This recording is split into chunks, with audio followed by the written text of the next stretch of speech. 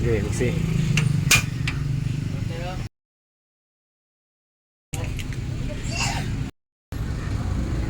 Ito po yung kanyang bungad ng ignition set.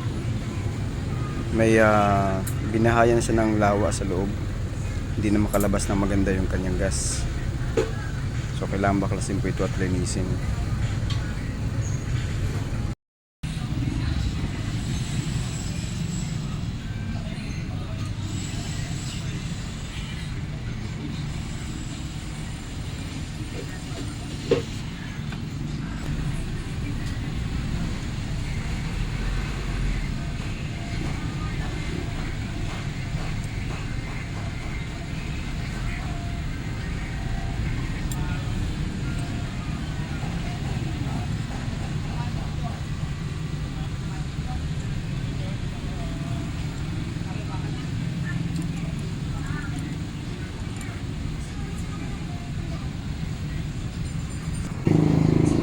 Ito po yung mga duming na kukuha natin.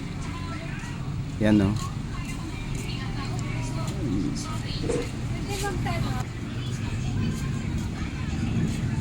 Sinusundot natin dito yan para malinis. Yan. Ito, yan. Ito yung kanyang labasan ng gas.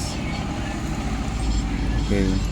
Tapos yung kabilang side na ito naman yung labasan ng gas para mag-ignite. Okay, pag nag-ignite po siya, saka sa pupunta doon sa gitnang burner natin. So sundutin niyo rin po yung gitnang butas niyan. Ayan po. So tingnan niyo po, napakarumi ng kanyang loob. Yan, nakuha natin sa loob yan.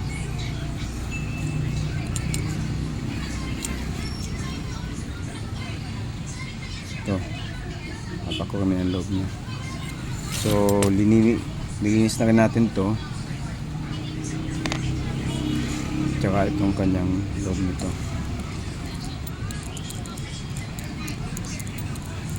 Ito po ang assembly ng kanyang ignition set.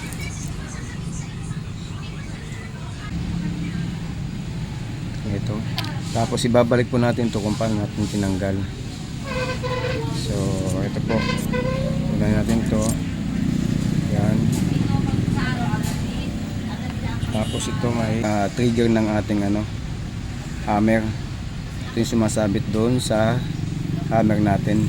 Pag inikot mong ganyan, sasabit yun doon sa kanyang hammer. Tapos lalagyan natin yung spring. Ito.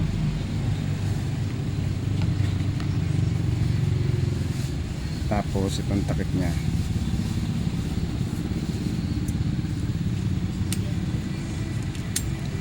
Yan, ganyan lang po.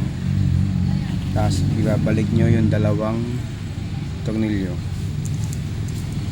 Yan. Ito.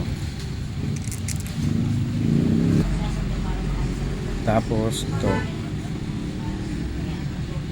Dito. Okay.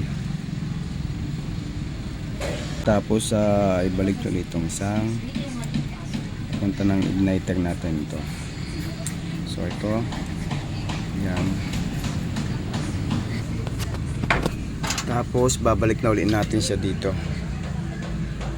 Ito, yan, sa ilalim. So testing na po natin, naikabit na ng ayos yung ating ignition.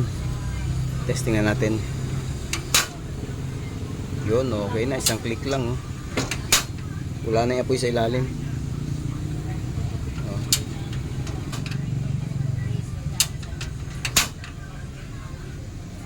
Wala na yung apoy sa ilalim.